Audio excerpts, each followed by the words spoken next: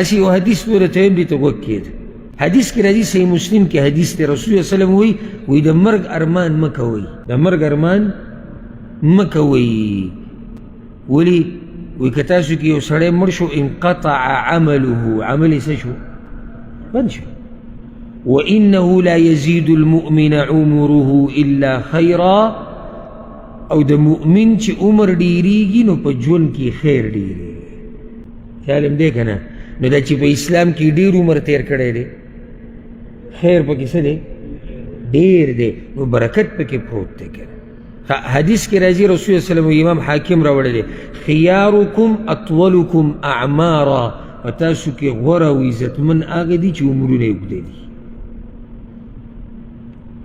غوره دي، ځکه چې موقع ورته د دیندارۍ او د الله د بندګۍ هغه ډېره میلاو شوې ده.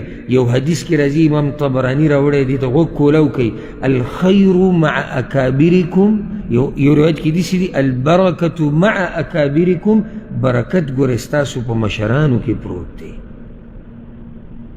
دا بعض ځوانان نه ایسې عقل چې لا پوره زیله نه یې راغلی، ځکه چې دا خبرې دلالت په دې کوي چې عقل یې زیله نه دی راغلی.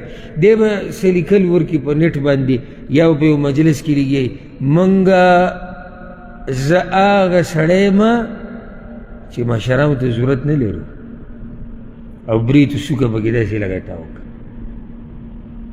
مشر چې دی د ژوند نه وویستو خو برکت یې وویستو. ته چې مشر د ژوند نه لرې کړي، لکه اوس یو سړی د هغه پلار د 80 کالو دی او دی وایي زه هغه سړی یم چې پلار ته ضرورت نه لرم، تره ته، ماما ته، کاکا ته، سپینګیرو ته زما څه ضرورت دی. زه تا ته دا یم تا د 80 کالو تجربه د خپل ژوند نه لرې کړه، ته هغه سړی د ژوند نه لرې کو چې د هغه ټول عمر هغه په اسلام کې تیر شوی دی.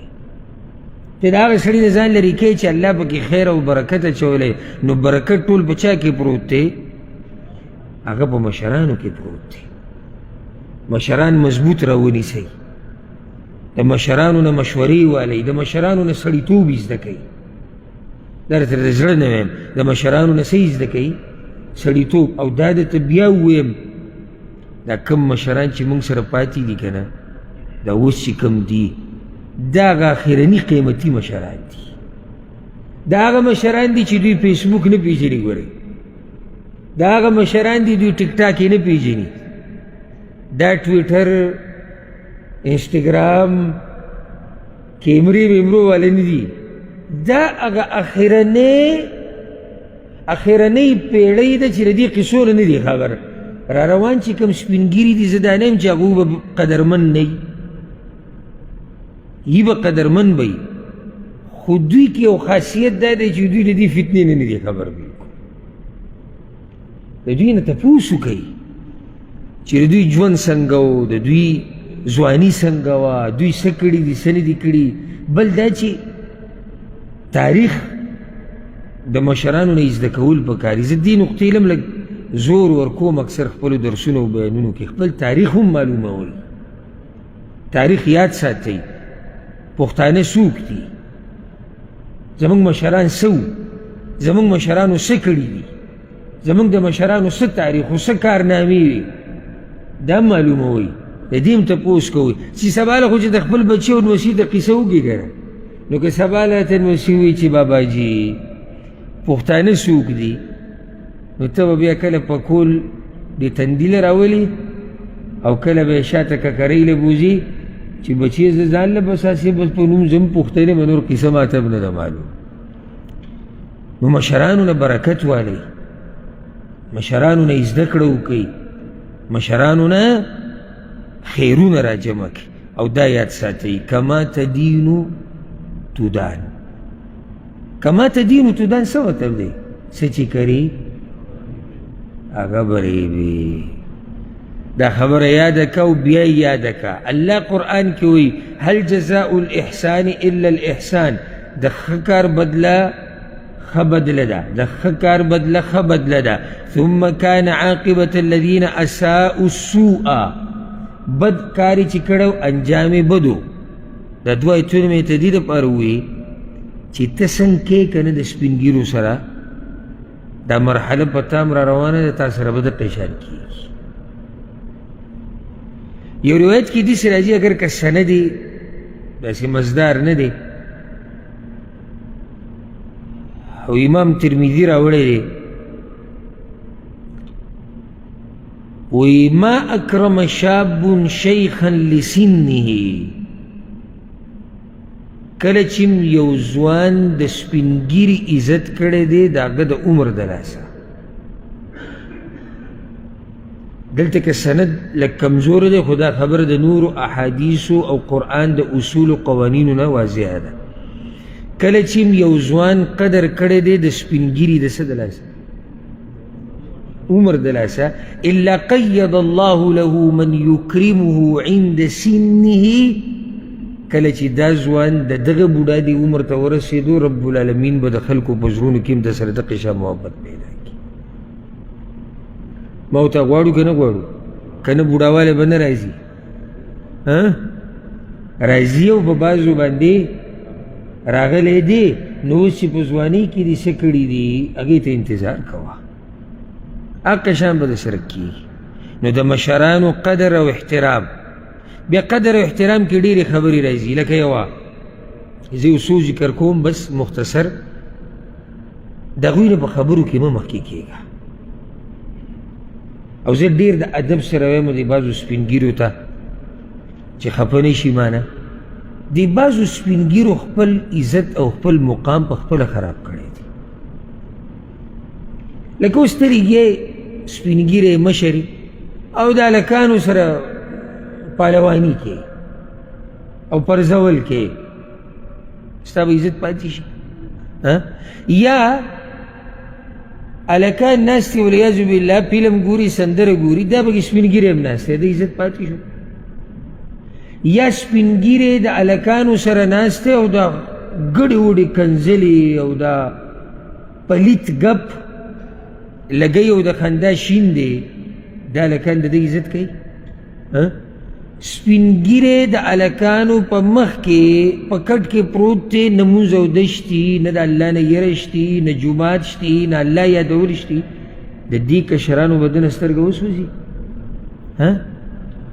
نو دا خپل عزتونه په خپله مه خرابوئ. عزت ورکوونکی ذات الله دی او زمونږ پکې لوی کردار دی د هغې نه بعد. او زمونږ والد صاحب ما ته یو خبره کړې وه، زه اکثر ملګرو ته یادوم او ډېره عجیبه یې راته کړې وه. د مشرانو نه زده کوي دا قیمتي خبرې، د هغوی د متلونه، د هغوی د سړیتوب. ما ته یو ورځ وویل زویه ما ورته د یو سپین ږیري خبره وکړه، ما یې ده سره دا کار مناسب نه و. نو هغه ما ته دا وویل زویه هر سپین ږیری مشر نه وي. و دا خبره د سوچ ده، هر سپین ږیری مشر دی. یو سړی و چې سپین ږیری دی خو مشر دی که نه، نه د هغه مطلب دا و وی هر سپین ږیری د مقام مطابق مشر نه وي. نو دی صرف څه دی؟ صرف سپین ږیری دی خو مشر نه دی. او کله یو سړی دومره د سړیتوب خاوني چې سپین ږیری نه وي خو څه وي؟ خو مشر وي. سپین ږیری نه وي مشر وي، او مشر دی سپین ږیری دی مشر نه دی. ځکه شاعر وایي، ترجمه دا د عربۍ کې شعر دی چې کشر د قوم مشر شي چې کله پکې سړیتوب او دینداري، او د قوم مشر کشر شي چې کله سړیتوب او دینداري او داسې ختمه شي. نو دا بعض مشران دې خفه نه شي، خو دوی په خپله هم یعنی د دې خپل عزت خرابولو کې د دوی هم څه دی؟ کردار دی، د دوی په کې لاس دی. الله رب العزت ورته هدایت وکړي. نو د مشرانو نه په خبرو کې مه مخکې کېږه. کله ته یو بیټک ته ننوځي که نه او مشران ناسي، نو د دې یو نیم تا بله خبره کړې نو هلکه لږ صبر وکړه، لږ بریک وایه. دې مجلس کې مشران ناست دي، سپین ږیري مشران دي، مقام چې ور الله اوچت ورکړی د هغه مشران دي، د علم خاوندان ناست دي، د پوهې خاوندان ناست دي، ته دا خپله خبره لکه جیب کې کښېږده او چې ضرورت راغی تا نه به یې وتپوس وکړه، نه دی به مشر ته نه ګوري، دی به کشر ته نه ګوري. ته خبره نشي شروع کولی، که ته خبره شروع کړي چې خبره دا ده دی به وایي نه نه هغه به دی به شروع او ګوره دا راته یو اوچت سړیتوب وښیم. کله داسې وشي چې مشر خبره هم کمزوري وکړي، په مجلس کې خبره څه وکړي کمزوري، مطلب یې معلومات یې غلطي، خو داسې کمزوري نه ده چې د دین په باب کې ده، عامه خبره وکړه او خبره څه وه کمزوري.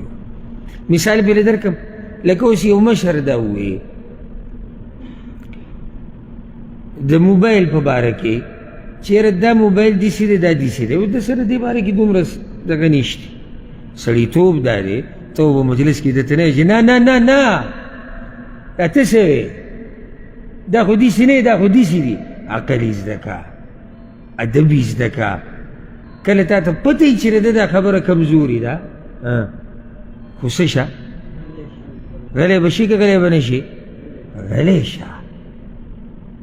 قدایونو خو پلار سره لګیایي، لکه پلار یې خبره کوي ما په خپله لیدلې، پلار یې لکه مثال کوي چې بله ورځ یو 3 کسان راغلي، 3 نه و 5 وو، لکه لږ بریک والا سړیتوب یې زده که، چې د 5 نه هغه 3 کړو کوم تندر راولېدو، ولې بې عزته کې، ولې شرمې په دې مجلس کې، ولې د خلکو دې خبرې ته پام کې، خو بس 5 نو جو 3. او که خبره ډېره اهمه یو رد ته ضرورت وي نو رد به هم څه وکړي د سړیتوب په حدودو کې.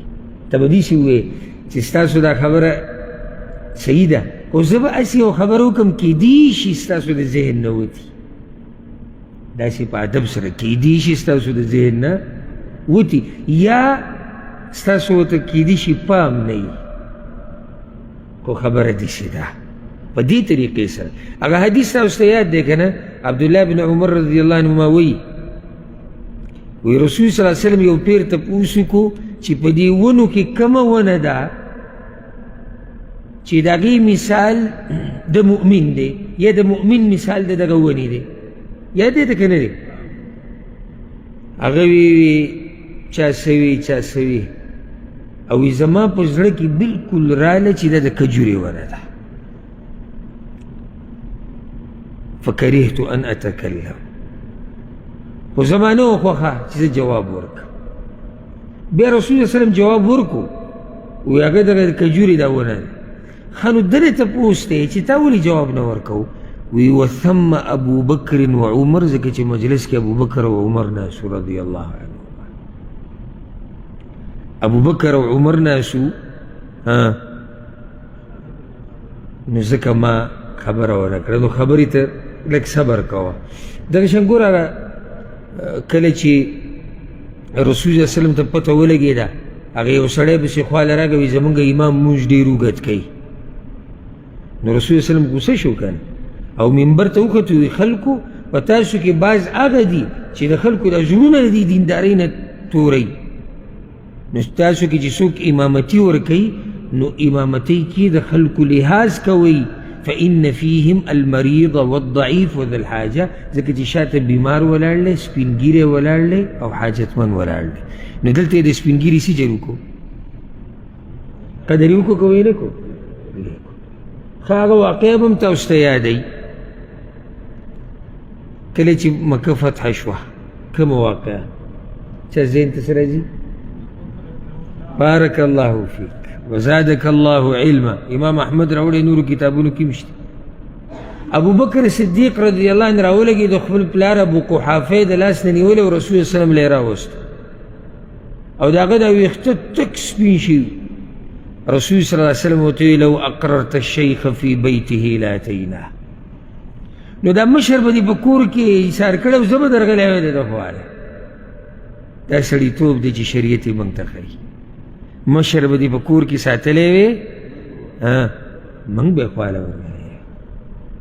دغه شان د مشرانو قدر دا دی چې لاره کې ته مه مخکې کېږه الا دا ضرورت راغی جدا مسله ده خو چې کله ته د مشر سره روانې که نه نو بیا ته مخکې کېږه ما دغه شان سلام اچولو کې ته مخکې کېږه حق ډېر دا دی چې کشر سلام واچوي بچا په مشر دغه شان چې لاس ورسره میلاوې نو په قدر او په احترام سره دغه شان په مجلس کې ورته ځای پرېږده ګاډي کې ناسي ځای ورته پرېږده په دفتر کې ناسي ځای ورته پرېږده که هغه مشره زنانه ده او که هغه مشر چې دی هغه نارینه دی دغه شان کوشش کوه چې د هغوی تپوس وکړې وخت په وخت یې خواله ورشي د هغوی په مخ کې به چغې نه وایې د هغوی په مخ کې به کنځلې نه کړې او ورسره دا یاده کړه د هغوی په مخ کې به د زور او د طاقت قیسې هغه نه کړې دا به زه تاسو ته درس په دې اخره کې بیان په دې اخره کې واجبه ادب یې زده کړم یا وښیم تاسو ته او تاسو ته معلوم وي انشاءالله د هر هغه چا په مخ کې د هغه نعمت خبرې مه کوو چې د هغه سره نه وي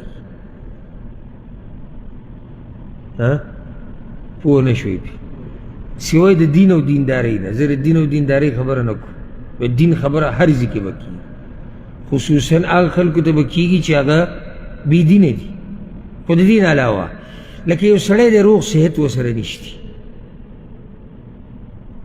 نو د یو نیم راشي دو مخکې ووایي یاره وایي سهار چې زه ورزش نه وځم که نه خو د انمور لګېدلی 2 ګنټې زه داسې منډه ووم او 2 ګنټې داسې لاړ نو دا اوس ستا عقل کم ځای کې دی هلته هغه غریب د کټ نه نشي خوځېدی ته یې زه منډې ووهم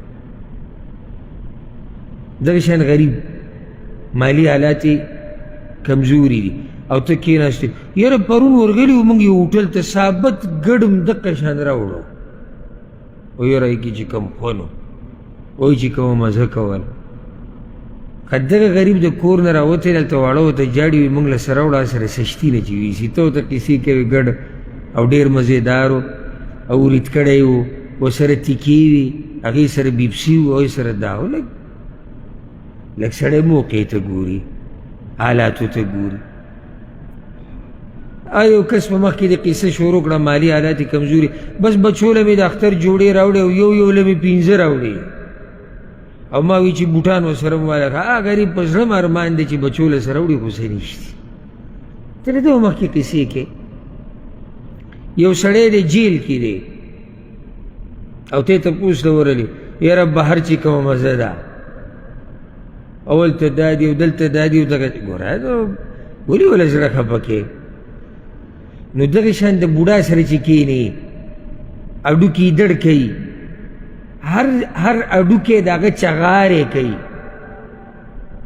فریاد کوي او ته وایې بس موږ چې بلوز را ولګېدو که او زه چې پاڅېدم او لاړم او وختم او دا مې کول او دغه مې کول او دسې مې کول او دغه مې کول ضرورت یوې خبرې راغی ویې که چې ډېره ضروري چې ضرورت ورته نه وي نو داسې خبرې مه کوه ځکه چې د هغه سره هغه باندې دا یو دور تېر شوی دی او که ستاسو خیال یې کل ناکلې دی مشرانو سره چې داسې د ځوانۍ او دا قیسې راولي دوی به د سترګو کې هسې اوښکې راشي ولې اوښکې راشي خپل دور رایاد شي چې دا دور په موږ هم تېر شوی دی نو ته به داسې چل وکړي چې د ده په مخ کې به بلکل دغه قیسې پرېږدي نو دا عام قانون یاد کوي چې د چا سره یو نعمت نه وي نو ته د هغه په مخ کې دغه نعمتونه مه رایادوه چې الله تعالی در کړي دی او د هغه سره نشتي ځکه چې دې سره یې زړه خفه کېږي سوای د دین نه چې د دین خبره به ځای په ځای کېږي دې کې دا نشتي چې د ده د دین د اورېدو سره زړه خفه کېږي چې ته یې مه بیانوه نه موږ خو به دین بیانو چې د ده د زړه دا خفګان څه شي دا ختم شي او دی د دین په اورېدو سره خوشحاله شي په دې به اکتفا وکړو چې زما سره کار هم دی الله رب العزت دې په موږ کې دا خوی پیدا کړي الله دې زموږ د مشرانو سوری په موږ باندې د ډېر وخته پورې ساتي او الله دې زمونږ مشرانو له سپینګیرو له او هغه زنانو له چې هغوی بوډۍ شوي دي عمرونه یې زیات دي الله دې هغه ټول له برکتي ژوند ورکړي او الله دې هغوی له روغ صحت ورکړي او الله دې هغوی د محتاجۍ د ژوند نه وساتي او رب العالمین دې د هغوی اخرې خاتمې په ایمان کې او کم مشران چې زمونږ د خاورو لاندې پراته دي رب العالمین دې په هغوی د رحمتونو باران راووروي او رب العالمین دې د هغوی حساب کتاب اسان کړي او کله چې موږ د دغه بوډاوالي دې مرحلې ته ورسو نو الله رب العزت دې زموږ خاص حفاظت وکړي او الله دې موږ له توفیق راکړي چې د خپل ایمان د مرګ پورې ځان سره وساتو